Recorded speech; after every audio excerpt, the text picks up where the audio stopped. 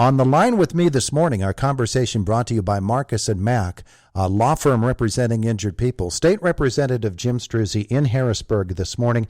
It's been a busy place this week. I wanted to spend some time because there have been a lot of developments on RGGI, the Regional Greenhouse Gas Initiative, including the passage, Representative Struzzi, of your bill yesterday by the House to talk about the legislature being involved in any sorts of regulations tied to RGGI. That's not been the case so far. That's been a unilateral thing from the governor's office by executive order. Good morning to you.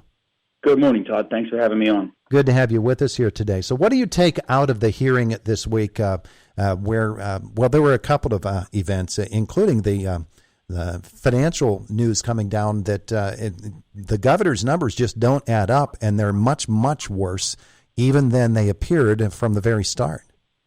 Yeah, absolutely. I was not able to watch the entire Senate hearing, but I did see some key portions of it. We had to go to session that morning as well.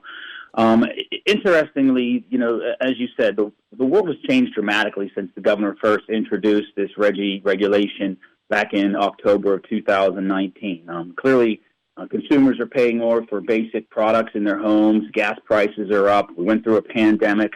And now you're looking at this RGGI tax essentially costing $800 million. And translated, that's going to be a 30% increase on your home electric heating and cooling costs, your manufacturing costs on businesses.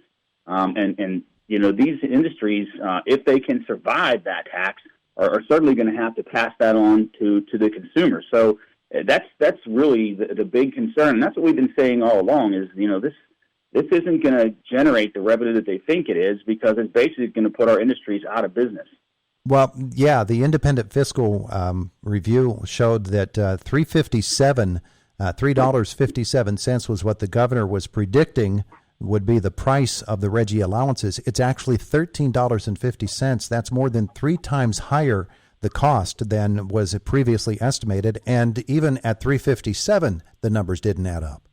Right. And the other key thing I think that came out of that, looking at the climate change concerns that really are the catalyst behind the governor's, going down this RGGI path, our CO2 emissions have dropped almost comparably to the RGGI states without RGGI. So it really isn't even needed. So you have to scratch your head when you look at all these numbers, these new numbers that come out, all of the impacts on Pennsylvania, and the fact that it's barely going to move the needle, and we've already reached those levels comparable to RGGI states. I really think it's time for the governor and the administration to rethink this, realize that what they thought was a good idea 2.5 years ago simply is not good for Pennsylvania, and it's even worse now. Those numbers you refer to, the 10 original states, their power generation fell 15%. Their emissions fell 47% from 2008 to 2020. In Pennsylvania, without RGGI, the generation rose 3.5%. Emissions fell by 42%. It was basically, by percentage, it was about a wash. So we were doing it even without the RGGI regulations. We were curbing those emissions.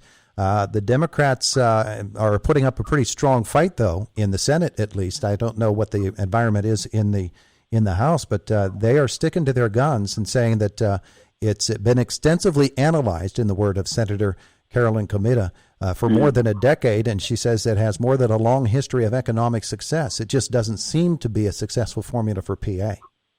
Well, yeah, and unfortunately, it's become another political volleyball, and that's unfortunate, because the real reality is that people are going to suffer because of RGGI.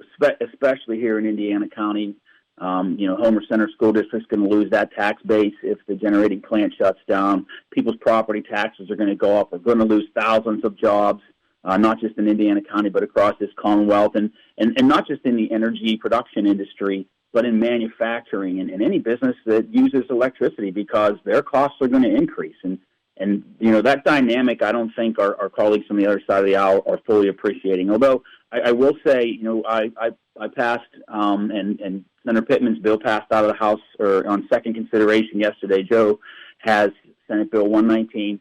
I have House Bill 637. Both of those are the same bills we introduced last session that, as you said at the beginning of the segment, Todd, require the General Assembly to give approval for any type of multi-state compact before Pennsylvania can move forward with that. And both of our bills had bipartisan support in the votes yesterday.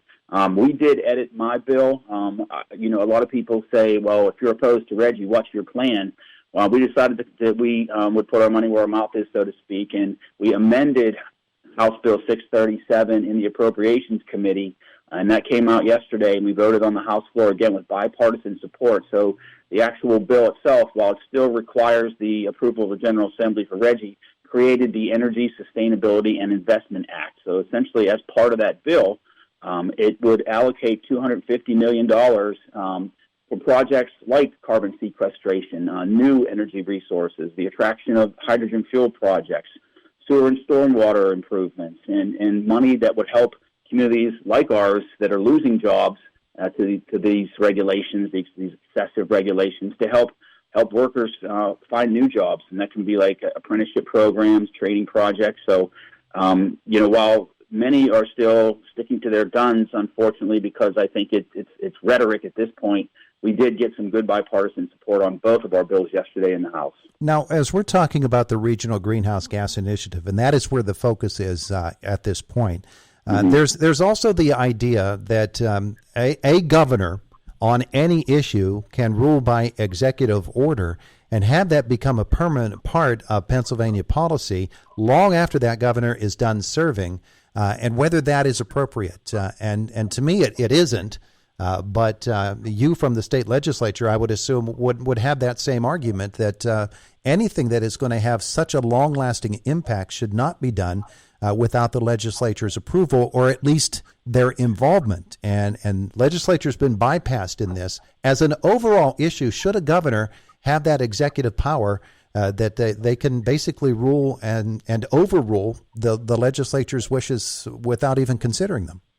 Well, he certainly should not. No governor should. And I think that the people of Pennsylvania really spoke loudly when they passed that constitutional amendment last year, giving us the power to end a disaster declaration after 21 days. This governor has operated for many years now with the idea that, he can do whatever he wants without our support or even, our cooperation. And we don't want it to be that way. We should all be working together. The governor, in the 2.5 years that I've been fighting this RGGI regulation, Todd, the governor has never reached out to me.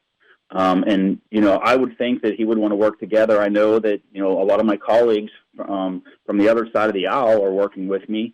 They see the big picture. And I think that, unfortunately, as I said earlier, I think the governor is locked in on this RGGI thing.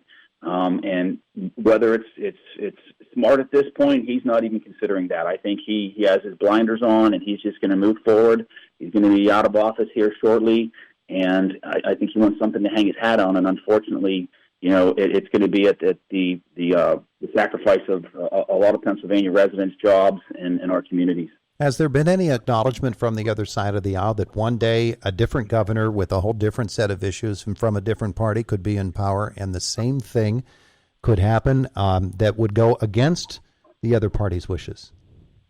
I'm sure people have those thoughts, Todd. I've not heard that vocalized, but it's certainly the bottom line is no one person should have the power to create a tax, and that's what RGGI is. It's essentially a tax. And they're banking on this money to use like tax revenue. And by the Constitution, the way it's written, the governor, the executive branch, does not have that power. Only the General Assembly can create taxes. And that's what the governor's doing here. And when you boil RGGI down, it is a tax on carbon emissions. And he does not have the power or the authority to do that, but he is ignoring that. And it's ultimately, we're going to continue to fight this. These regulations could be published here in April. The Senate could possibly consider a veto override, I believe, of the disapproval resolution that we passed in the House and Senate, and the governor vetoed a couple of months ago. And ultimately, it's going to come down to either a compromise of some sort, or it's going to end up in the courts, or both. And that's what my intention of amending my bill to create the Energy Sustainability and Investment Act was to, the governor has asked for this, or promised these RGGI funds for projects along the lines of what this amendment outlined, like stream bank restoration and things like that, helping impacted in communities. They call it the environmental justice communities and things like that. So, I think at some point they have to realize that RGGI is going to have far-reaching impacts for decades on Pennsylvania that will exceed any revenue that they think they're going to gain. He is State Representative Jim Struzzi. Thanks for spending some time with us here today. This is it's really come to a head this week with the number of different hearings that have been held on it. The vote held yesterday, so we'll continue to follow it. Appreciate your time today. Thanks for having me on, Todd. All right, have a great day. You too. It is the voice of Indiana County, WCCS 101.1 FM and AM 1160.